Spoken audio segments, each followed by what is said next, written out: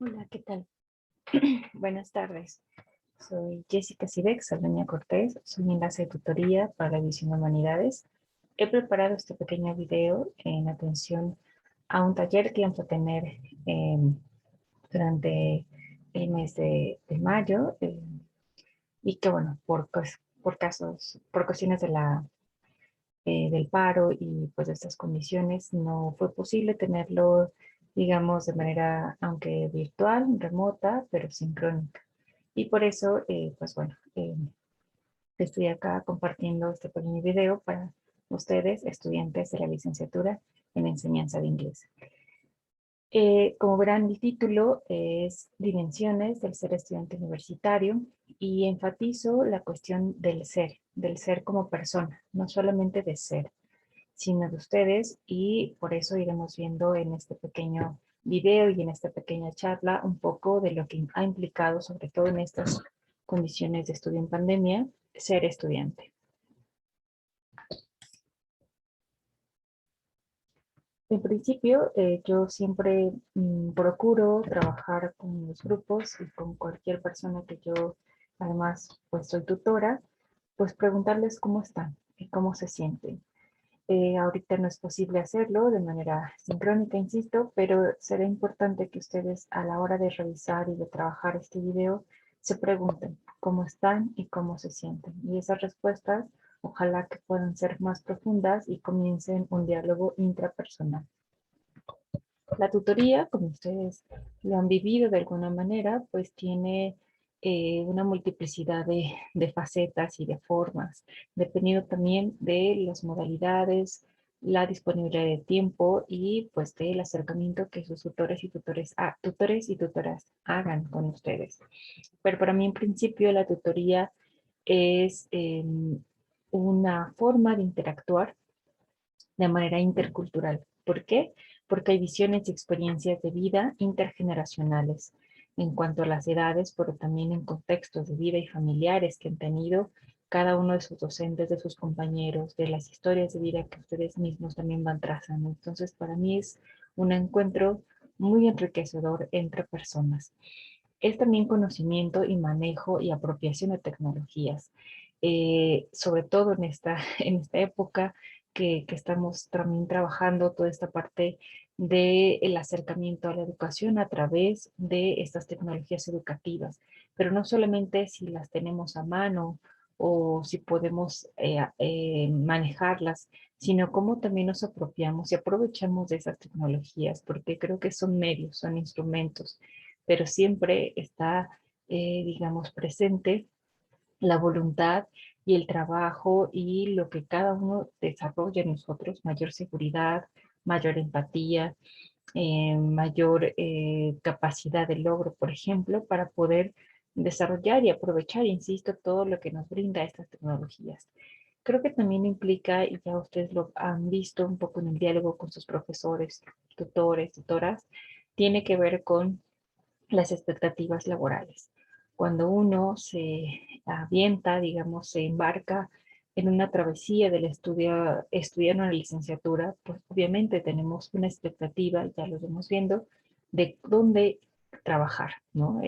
A qué nos vamos a dedicar toda nuestra vida y de ello pues también vivir, ¿no? Fundamentalmente. Y también tiene que ver estas experiencias de tutoría con las oportunidades, pero también las potencialidades profesionales que tenemos y que en ocasiones no nos damos cuenta o que no nos damos la oportunidad de desarrollar. Para mí la tutoría implica un espacio de diálogo, un espacio de reflexión, de acompañamiento mutuo, de formación conjunta y de autoformación.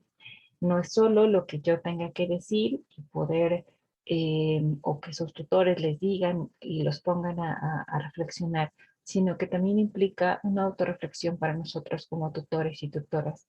Implica un trabajo conjunto, un acompañarnos y saber andar en el trayecto.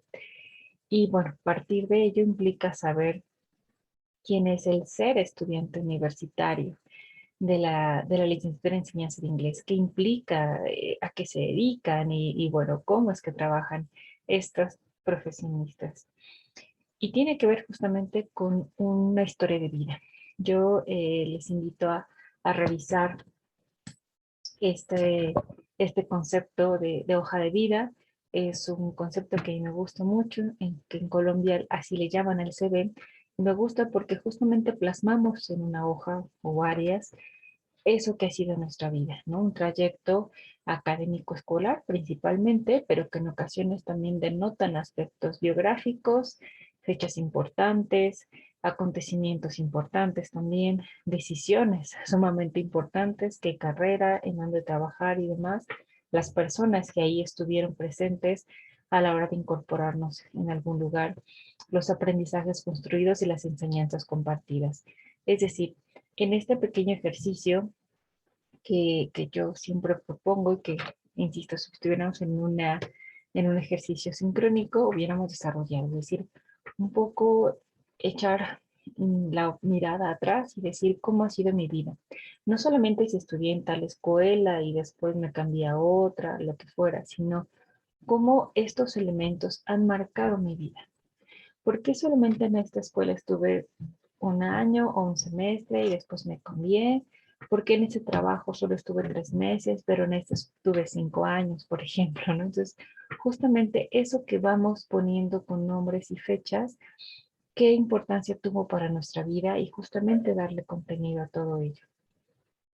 Hablar de las dimensiones del ser estudiante universitario con esta consideración de revisar un trayecto de vida implica colocarnos en el presente, ¿no? Viendo, echando la mirada al pasado, después al presente y después ir proyectando futuro en lo inmediato. Estas dimensiones del ser estudiante universitario las veremos más o menos en este orden, pero la verdad es que a mí me gusta más este otro gráfico, donde justamente se visualizan todos los elementos conjuntos, ¿no? O sea, todos están íntimamente relacionados, tocan aspectos sensibles de nuestra vida, es como si ustedes estuvieran al centro y alrededor suyo todos estos elementos, y por eso le llamo dimensiones. Empezamos por las expectativas hacia la tutoría. Realmente, cuando hablamos de tutoría, pensamos quizá en la experiencia previa, que es a donde envían a todas las personas o los niños, los jóvenes que se portan mal, que les mandan reportes a sus familias, que son, tienen dificultades de aprendizaje y demás. Y entonces, cuando llegamos a la universidad, pues obviamente no queremos ser de esas personas justamente, ¿no? Y en ese sentido, tal vez nos complique pensarnos en tutoría. Sin embargo, cuando optan por la tutoría, implica visualizar cuál ha sido su experiencia. Esto yo siempre lo manejo, por ejemplo, en las sesiones de primera vez. ¿Qué tipos de apoyo les gustaría recibir? Tanto en la parte académica, personal y profesional.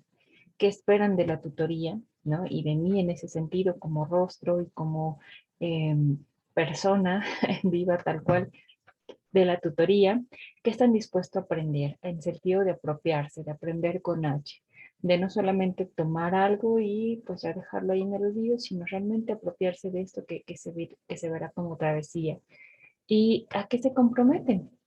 La verdad es que la tutoría, como la educación en general, implica compromisos, ya lo iremos viendo, no solamente con sus tutores o cotutores en algunos casos, sino con el grupo de tutoría también, porque en ocasiones, como ustedes saben, hay grupos de tutoría, pero sobre todo consigo mismos. De manera que, bueno, ya saben los ruidos de fondo, ¿no? Pero bueno, en principio la tutoría también implica, o sobre todo más bien, acompañamiento. Este trayecto y proyecto de vida que les he hablado, ¿no? Implica autonomía de la persona. Ustedes saben que en tutoría, pero también la formación en sí tiene que ser voluntaria y con una total claridad de qué es para nosotros, de que lo hacemos de manera consciente y concienzuda, digamos, que implica también un compromiso. Insisto, esta parte del compromiso que nosotros adquirimos con nosotros mismos y con él o con la tutora, pero insisto, con su propia formación creo que es lo fundamental, porque desde ahí se va a tramar todo lo demás. Quisiera comenzar, lleven una tutoría. Yo lo hablo en estos términos porque soy tutora, pero finalmente es importante que con estas dimensiones que vamos a revisar lo tomen en un sentido totalmente reflexivo, que lo piensen para ustedes. Por eso me refiero a este diálogo intrapersonal y que siempre lo tengan presente, no solamente ahorita en este momento de su vida académica, sino de manera constante. Y otro elemento, otra dimensión son sus condiciones de vida, es decir, cómo se integra su familia, qué significatividad tiene cada uno de sus integrantes para ustedes. He escuchado en ocasiones que algunos mencionan que sus mascotas, sus perritos, sus gatitos, algunas plantas, ¿no? Que han crecido y o árboles que forman parte importante de sus vidas y pareciera absurdo, pero realmente es aquella persona, es aquel referente que nos da también estructura y seguridad como persona. Es decir, ¿quién es mi familia? ¿Quién me puedo llamar familia? En ocasiones son amigos, vecinos, ¿no? Y es importante que ustedes tomen en consideración estos grupos de referencia. Su economía. Más allá de visualizar cuánto ganan o cuánto gastan y en qué se lo gastan, no es la intención, sino justamente visualizar cómo es nuestra educación financiera, revisar cuáles son nuestras fuentes de ingreso, ya sea una beca, trabajos temporales, un trabajo fijo, un propio negocio, y de eso, cómo yo voy destinando ese dinero para, evidentemente, nuestros gustos, pero también los gastos que tenemos que cubrir como personas, ¿no? Algo también importante que ustedes deben revisar, pero que también para nosotros como docentes y tutores es importante, es su salud. Si tienen algún padecimiento, si toman algún medicamento, cómo está su alimentación, cómo está su ritmo de vida, eh, hacen ejercicio, toman talleres de, no sé, de temas diversos que tienen quizá que ver con su vida emocional, espiritual, lo que fuera. A eso me refiero con una salud y bienestar. Otro elemento son sus grupos o sus relaciones sociales como grupos de pertenencia, es decir, esos grupos de amigos que tuvieron quizá desde la infancia y que han sido sostenimiento para ustedes porque han estado en los momentos más importantes, difíciles o felices de sus vidas. Si pertenecen a un grupo religioso o a una orquesta o a un equipo deportivo, cual fuera que sea el caso, o de alguna afición de anime, mil cosas.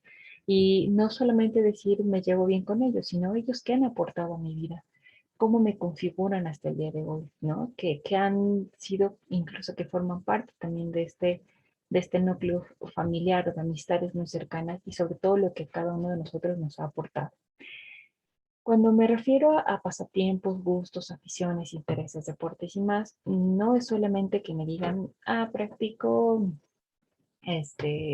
yoga o practico básquetbol, fútbol o toco un instrumento y ya, sino que justamente a veces eso lo dejamos alejado y al margen de nuestra vida académica, cuando en ocasiones tendríamos que potencializarlo, ¿no?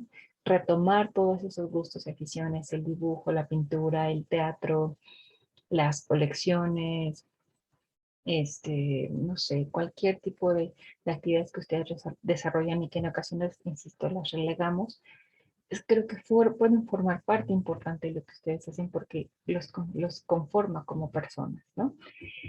Cuando hablo de un trabajo remunerado y no remunerado, tiene que ver justamente, pues sí, esta parte que les genera ingresos.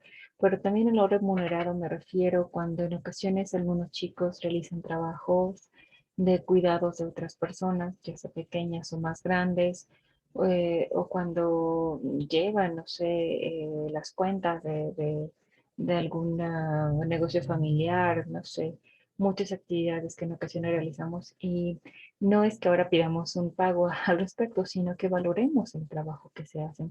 Yo sé que ahora en pandemia también nos toca colaborar más en casa, ir por las tortillas, lavar los trastes, no sé, hacer el aseo, lo que fuera. Pero justamente creo que es importante reconocer el trabajo que hacen día con día ustedes, porque es parte de su vida y de su cotidianidad. Y bueno, en la cuestión del hogar, un poco para hacer la diferencia con la familia, que parecieran cosas muy eh, idénticas, pero tienen elementos particulares. Cuando hablo, me refiero a su hogar, es decir, dónde viven, cómo está su entorno, ¿no? Familiar, cuáles son esas dinámicas que han logrado incluso ir organizando con su familia, su mamá, su papá, sus hermanos, trabajan, algunos estudian, algunos tienen horas complicadas y entonces cómo es que llevan una vida, ¿no? Y cómo eso les permite también continuar en su formación. A este respecto, un ejercicio que les propongo hacer es hacer un horario de su vida. ¿Cómo es un día en su vida? Aquí son horarios al azar, pero es decir, cómo es un día desde que ustedes se levantan hasta la hora que se van a dormir? ¿Cuánto tiempo le dedican a cada actividad? Que revisen ustedes mismos, ¿no? En qué momento se detienen más, este, dónde les hace más falta, ¿no? Es cuestión de ganarle tiempo al tiempo de repente, pero es tener claridad de cómo ustedes están distribuyendo su tiempo. El día tiene 24 horas y hasta donde sé, todas las personas vivimos 24 horas, ni un minuto más, ni un minuto menos. La diferencia radica en lo que hacemos con cada día de nuestra vida, con cada minuto, con cada hora. Y creo que eso justamente nos da valor para poder hacer modificaciones que tengamos que realizar. Dejar de estar tanto tiempo en el celular, por ejemplo, o en redes sociales y ocuparlo para leer, para escuchar la radio, para practicar algún deporte, para salir a caminar, para ver una serie, una película que me interesa, no sé. ¿Cuánto tiempo estamos ahora, no? Frente a la computadora, tomando clase, haciendo tareas, y cuánto otro lo dedicamos a descansar, ¿no? A hacer uno de estos hobbies que nos apasionan y que dejamos siempre de lado. Cuánto tiempo también dedicamos a nuestra familia y a nosotros mismos, insisto. Entonces, un poco esa es la visión de cuáles sus condiciones de vida ahora, justamente, en este tiempo de pandemia y bueno, un poco en este tiempo de paro, vaya. Porque creo que, y con esto paso a la siguiente, aunque estamos en paro, no dejamos de estudiar, vaya, no dejamos de ser estudiantes. Entonces, eso creo que es algo importante que tenemos que tomar en cuenta. En las condiciones de estudio, bueno, tiene que ver con dónde estudian, eh, donde obviamente ahora es en casa o en casa, pero aún en casa, ¿en qué parte de esa casa? ¿No? Si tienen un estudio específico, si tienen en su habitación instalaron o adecuaron una mesita, algún escritorio para poder hacerlo. Hay chicos que en ocasiones me dicen, si me gusta mucho, lo hago en mi cama, ¿no? Y si me cuesta mucho trabajo, lo que hago es luego hacerlo en el escritorio, ¿no? Algunos dicen, hay algunas tareas que las hago en el comedor para platicar con mi abuelita, para ayudarle a cocinar a mi mamá, no sé. Entonces, ¿dónde estos espacios físicos? Yo sé que ahora que podamos regresar a la FES, no sé cuándo, pero cuando sea, pues seguramente van a ser en la biblioteca, en los jardines, en las bancas, en la jardinera, en el pasillo, no sé, hay otros espacios seguramente para poder realizarlo, pero bueno, ¿cuáles son ahora mismo sus condiciones de estudio? ¿Cuándo estudian? ¿En qué hora del día? No solamente al estar tomando clases, sino cuando dedican a hacer apuntes o a revisar lecturas. Eh, Algunos chicos me comentan que en ocasiones estudian o muy noche para que se puedan concentrar, evitan ruidos y demás, o muy temprano para, pues igual, ¿no? Aprovechar el día. Entonces, ¿en qué horario ustedes estudian con mayor frecuencia? ¿Cómo estudian?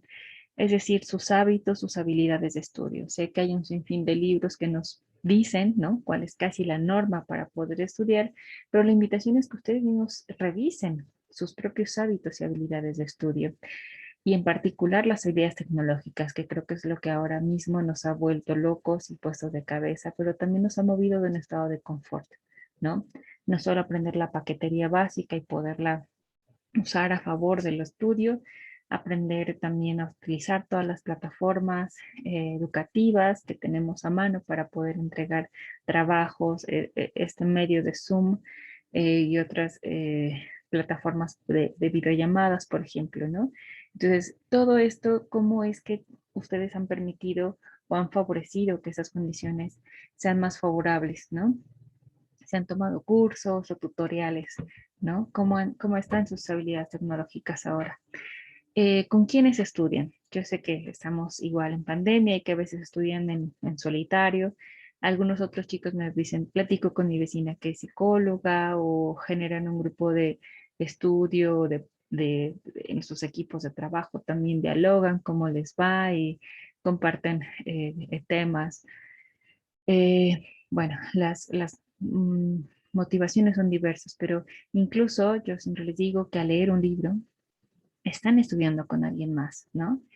Están de acuerdo, no están de acuerdo, no le entienden, se pelean con el autor o la autora, y entonces hay también un diálogo de saber con quiénes están estudiando, ¿no? Sus profesores. Hablar de materias preferidas o menos preferidas, yo sé que en ocasiones mediamos mucho los docentes en esta elección, en esta predilección, pero yo los invito a visualizar en el sentido de cómo esas materias les llaman más la atención o menos, de acuerdo justamente a su perfil y a sus intenciones de vida profesional laboral. A eso me refiero.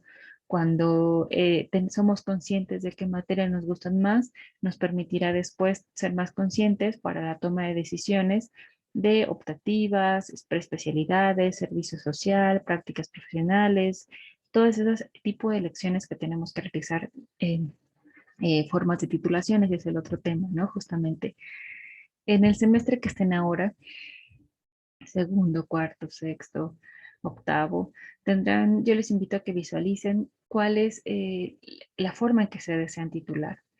Quizá lo vemos muy a la larga y quizá ya está a la vuelta de la esquina y tengo que decidirme de manera abrupta, ¿no? Pero más bien yo les invito a que visualicen cuáles son esas motivaciones, que les invita a saber y a poder elegir desde ahora una forma de titulación, porque yo creo que si están en segundo o en cuarto, eso les permitirá ir visualizando y trabajando en ello. No piensen hacer una tesis en octavo o noveno semestre. Háganlo desde ahora, comiencen desde ahora para que sea un proceso, un trayecto formativo rico, enriquecedor, relajado, continuo, paulatino y no abrupto, desesperado y funesto tal vez, ¿no?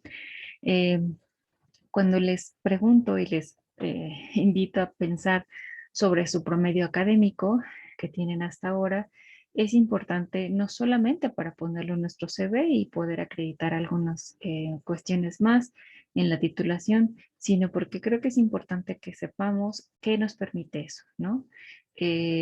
Acceder a becas, acceder a movilidad o a diferentes programas educativos y académicos que ofrece la UNAM y que también seamos conscientes, ¿no? Yo siempre les digo que ese 10 les sepa 10 y que si es un 8 les sepa 10 en ocasiones, porque a veces hay 7, perdón, hay 10 con sabor a 7 u 8 o 5.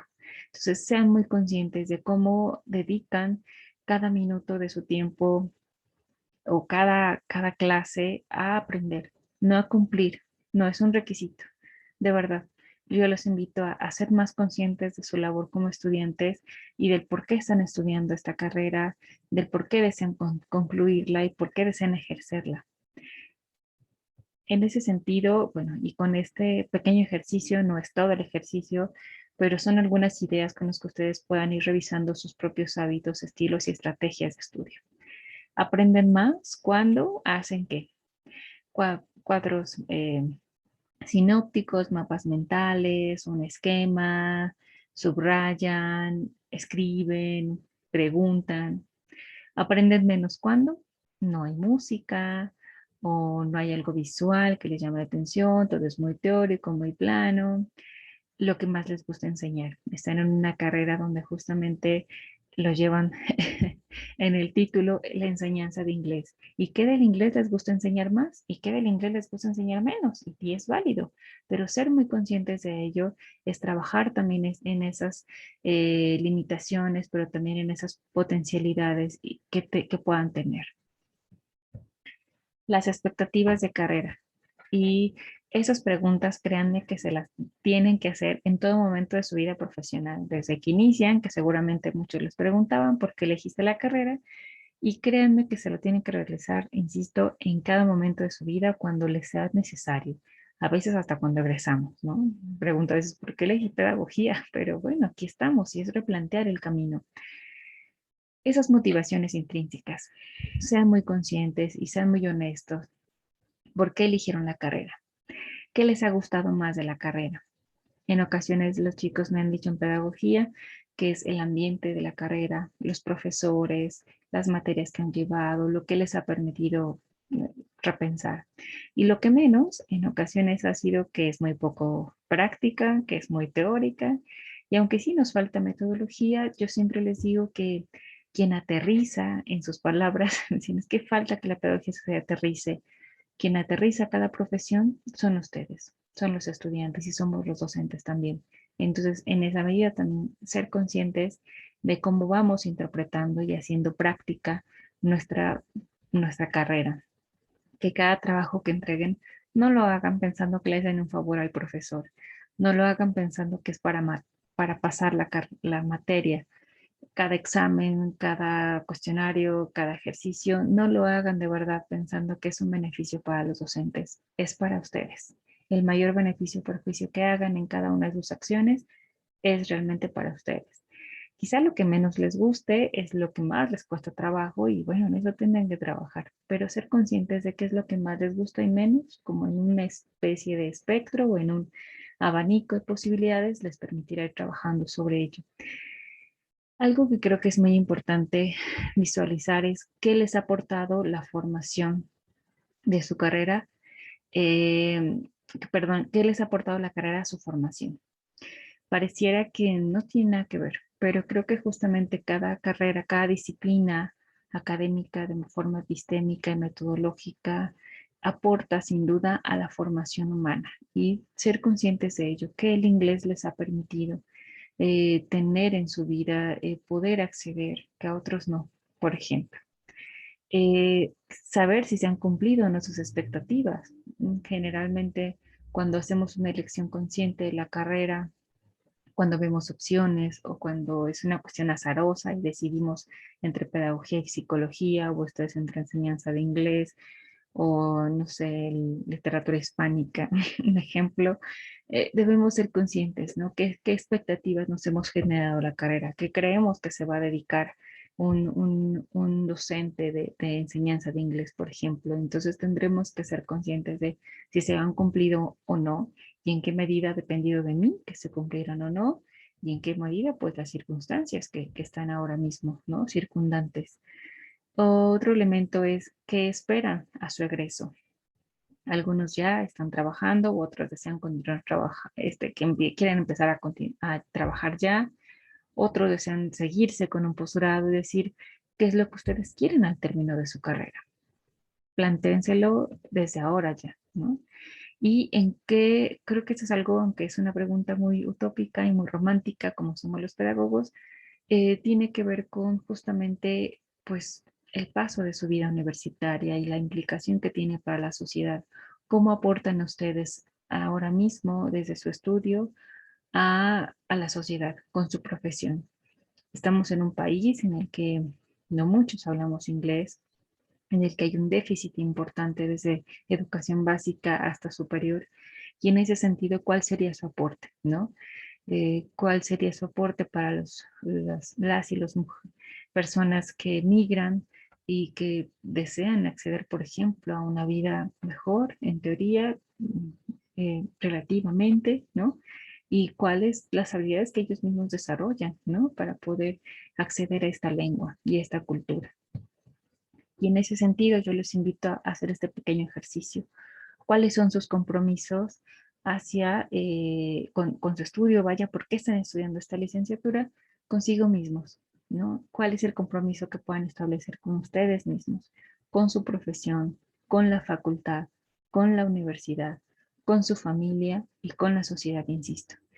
Cuando les he llegado a preguntar quiénes pagan sus estudios, muchos me dicen mis papás, yo solo, ¿no? Yo sola. Y yo también los invito a pensar que el pueblo mexicano, las personas, la sociedad que ustedes miran, también paga sus estudios con sus impuestos y con muchas otras cosas más.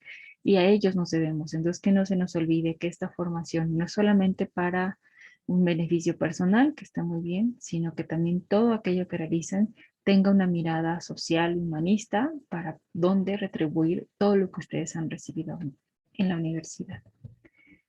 Por último, ¿cuáles son sus expectativas laborales? ¿Dónde quieren colocarse en el ámbito empresarial o laboral, ¿no? ¿Dónde les gustaría trabajar y por qué? ¿Cuáles son esas motivaciones?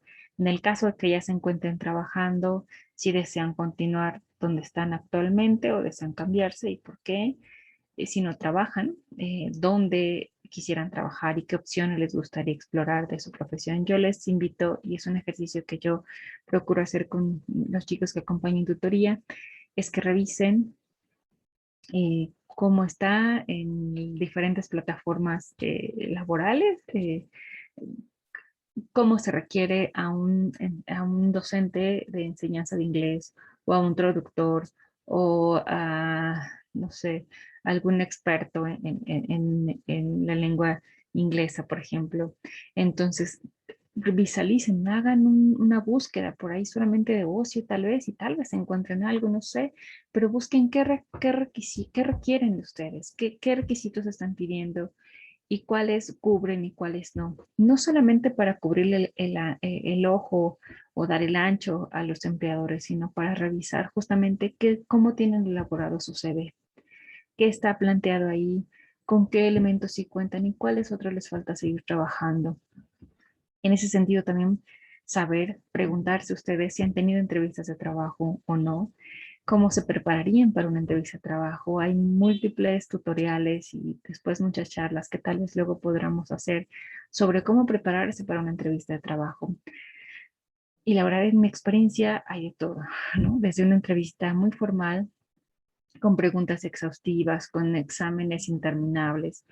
Y hay otras donde me ha tocado casi como una charla de café, ¿no? Y la verdad, platicar sobre mi vida, sobre mis logros, sobre mis experiencias, y eso es la entrevista. Entonces, es importante visualizar en qué variedad o cuál es también nuestra preparación y nuestro empoderamiento como estudiantes, como profesionistas, al presentarnos una entrevista de trabajo. ¿En qué sector socioproductivo desean laborar? ¿En el público, en el privado, en el social o en el independiente? También es o combinar varios de estos elementos. Si conocen también los parámetros y los salarios, por eso es importante esta búsqueda de saber cuánto le pagan a un docente o a un traductor o a un experto como colaborador de enseñanza de inglés o un experto en la lengua inglesa. Y saber cuánto cobrar por nuestro trabajo. Creo que es algo que todos padecemos y que no hay materia que nos pueda decir cuánto cobrar por nuestro trabajo. Sin embargo, creo que es importante desde nosotros mismos ir explorando e insisto, a veces nos cuesta trabajo, ¿no? Y no, la idea no es ver a todas las personas con signo de pesos, pero sí es importante dar un justo valor a lo que sabemos y a lo que podemos hacer. En ese sentido, yo les invito que estén en segundo, en cuarto, en sexto, en octavo, a hacer su CV o revísenlo nuevamente. ¿Qué hay de nuevo por ahí? Tengan siempre a mano, a veces dicen, ya no me acuerdo todas las diplomas que tuve o los cursos que he tomado. Revisen todos los archivos físicos y digitales para que puedan justamente ir robusteciendo su CV, darle un formato profesional. Hay muchos tutoriales también para ello, pero justamente también ustedes vayan visualizando cuál es la carta de presentación que más les gustaría mostrar de primera vez. Yo es algo que siempre comparto con mis grupos. El CV es tu carta de presentación. Nadie te conoce tal vez y tienes que pensar en que a través de esto que escribas te van a conocer, te van a llamar o no, te van a seleccionar o no, vas a trabajar ahí o no. Depende de cómo estructures, cómo presentes, dar un diseño, dar una visión este, pues, de perspectiva en tu vida laboral, ¿no? Y profesional. Y por eso es importante, así como lo hemos visto al principio, hacer una revisión de nuestra trayectoria de vida. académica escolar principalmente, pero también yo les invito a visualizar otros elementos, logros, habilidades, aptitudes, aspiraciones. Eh, un poco en la experiencia que he tenido, es importante visualizar lo que ahora malamente, a mí no me encanta tanto el término, que le llaman habilidades blandas. Puede ser que tengas un promedio de 10 o de 9.8. Puede que seas el más destacado y el más técnico y el más bueno en lo que haces, pero si no tienes habilidades de comunicación, de habilidades socioemocionales, habilidades para justamente socializar con tus equipos de trabajo, créanme que es de los elementos que los empleadores o ya estando en el trabajo se toman como punto de referencia, y si no tenemos esas habilidades desarrolladas es complejo, eh, pues vaya, ir teniendo un mejor desempeño laboral, ¿no? Estas habilidades blandas que le llaman, que a mí no me encanta, pero que justamente son estas habilidades para comunicarse, para manejar las emociones, para poder discernir y separar lo personal de lo profesional y muchos otros elementos más que a veces nos da justamente esto que les decía, ¿no? Esas estructuras, estos grupos de pertenencia donde hemos aprendido un trabajo colaborativo. Es importante ponerlo. Y otras experiencias que tal vez no sean académicas, pero que vayan aportado a su profesión. Si pertenecieron a un grupo de Boy Scouts, si fueron de misiones, si han hecho un trabajo de voluntariado, no sé, todo eso les llena mucho de experiencias y de elementos. Ustedes mismos revisen qué les ha aportado todo ese tipo de experiencias que han tenido para poder colocarlo de manera, insisto, bellamente en su CV. Y ahí es momento de justamente decir todo eso que ustedes han logrado. No van a mentir, no van a aumentar, pero sí van a poder colocar todo lo que ustedes han plasmado y han construido a lo largo de su vida profesional. Ya como cierre, yo les invitaría a que después de que vean este video, se pregunten qué aprendieron y cómo se sienten, cómo se van hoy con este pequeño video que preparé, que insisto, me hubiera encantado que hubiéramos compartido de manera sincrónica, haber escuchado sus respuestas, haber compartido muchas más experiencias que solo la mía. Y bueno, les agradezco de verdad infinitamente y los felicito por darse la oportunidad de ver este video, pero también de tener un acompañamiento con sus docentes o con sus tutores y tutoras, porque créanme que están haciendo algo en beneficio propio y no solo por una calificación, no solo por unos puntos y no solamente por algo a cambio físico, monetario, no sé, pero sí en gran beneficio de su formación profesional. Y pues bueno, muchísimas gracias. Espero verlos pronto. Reciban un fuerte abrazo. Hasta luego.